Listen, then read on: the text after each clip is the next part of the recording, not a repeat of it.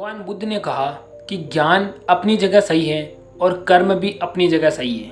अगर ज्ञान हो और उसके साथ कर्म नहीं हो तो वह भी बेकार है।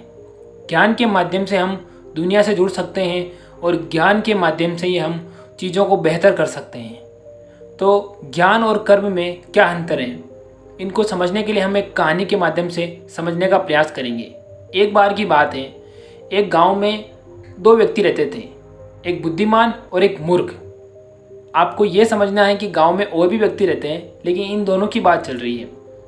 बुद्धिमान व्यक्ति हमेशा सीखता रहता था, जबकि मूर्ख हमेशा इधर उधर के काम करता रहता और फालतू चीज़ें करता रहता था। एक दिन बुद्धिमान व्यक्ति कहीं जंगल से गुजर रहा था, जब उसकी मुलाकात डाकुओं के समूह से हुई।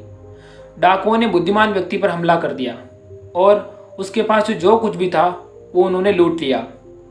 हालांकि बुद्धिमान व्यक्ति इस पर क्रोधित नहीं हुआ। उन्होंने बस ये सोचा कि ये लोग भी अपना कर्म कर रहे हैं, लेकिन मुझे भी अपना कर्म करना चाहिए। मुझे यह सोचना चाहिए कि ये इनका कर्म है, इसलिए ऐसा कर रहे हैं, लेकिन मैं इनके जैसा नहीं बन सकता। यह बात उस गांव में मूर्ख व्यक्ति को सुनाई पड़ी। वह मूर्ख व्यक्ति बहुत हैरान हो गया। उसने उस बुद्धिमान व्यक्ति से पूछा कि तुम कितने पागल हो, तुमने अपना सब कुछ खो दिया और उसके बाद भी तुम शांत रहे, ऐसा कैसे संभव है। इस पर बुद्धिमान व्यक्ति ने उत्तर दिया कि मैंने अपना जीवन अध्ययन करने में और सीखने में बिताया है। मुझे पता है कि इस दुनिया में सब कुछ नश्वर है, सब कुछ आता है और चला जाता है, कुछ भी हमेशा के लिए नहीं रहता। इसलिए मैं खुद को भौतिक संपत्ति से नहीं जोड़ता। मुझे पता है कि यह एक दिन सब कुछ खो जाना है, इसलिए मैं इन चीज़ों का इतना सोच विचार नहीं करता। मूर्ख अब भी असमंजस में था। उसने कहा कि ज्ञान भी तो खत्म हो सकता है, ये भी तो भुलाया जा सकता है। इस पर बुद्धिमान व्यक्ति ने कहा कि ज्ञान भी नश्वर है, यह खो सकता है और इसे भुलाया भी जा सकता है और इसे बदल भी सकते हैं। केवल एक चीज़ है जो स्थायी है, वह है सत्य। सच्चाई यह है कि हम सभी जुड़े हुए हैं और हम सभी एक दूसरे से जुड़े हुए हैं। हम सभी एक दूसरे का हिस्सा हैं और हम सभी ब्रह्मांड का हिस्सा हैं। जब हम इसे समझ लेते हैं तो सारी आसक्ति छोड़ सकते हैं और शांति के साथ अपना जीवन जी सकते हैं, क्योंकि सभी चीज़ें नश्वर हैं, एक दिन ये खत्म हो जाएगी। मूर्ख अब भी आश्वस्त नहीं था, लेकिन उसने बुद्धिमान व्यक्ति की बुद्धि का सम्मान किया और उसने भी सोचा कि अगर ये ऐसा कह रहा है तो इसकी बात में कुछ न कुछ तो है। उसकी बातें उसके कहीं ना कहीं दिल में घर कर गई थी। इस पर उसने भी अध्ययन करना शुरू कर दिया और उस सच्चाई को जानने की उसने कोशिश शुरू कर दी। कहानी का मकसद यही है कि कर्म केवल दंड और पुरस्कार के बारे में नहीं है, यह सीखने और आगे बढ़ने के बारे में है।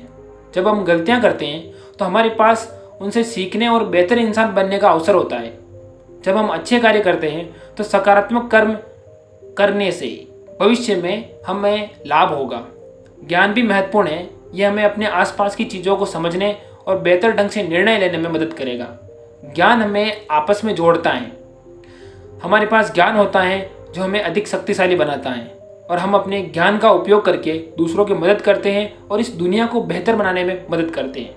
बुद्धिमान व्यक्ति और मूर्ख व्यक्ति, ये दोनों जीने के अलग अलग तरीके हैं। बुद्धिमान व्यक्ति वर्तमान क्षण में रहता है और चीज़ों का जो स्वीकार करता है।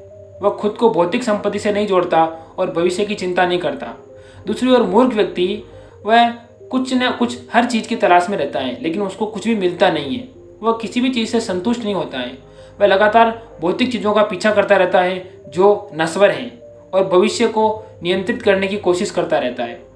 बुद्धिमान वही है जो वास्तव में सुखी है और शांति के साथ, संतोष के साथ अपना जीवन जी रहा है।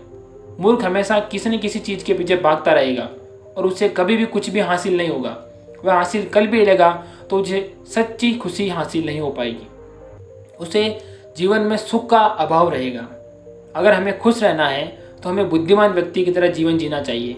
हमें चीज़ों को वैसा ही स्वीकार करना चाहिए जैसी वे खुद को भौतिक संपत्ति से नहीं जोड़ती हैं।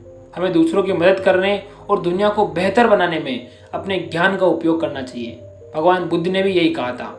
नमो बुद्धाय। जय चित्तौड़गढ़, जय मेवाड़।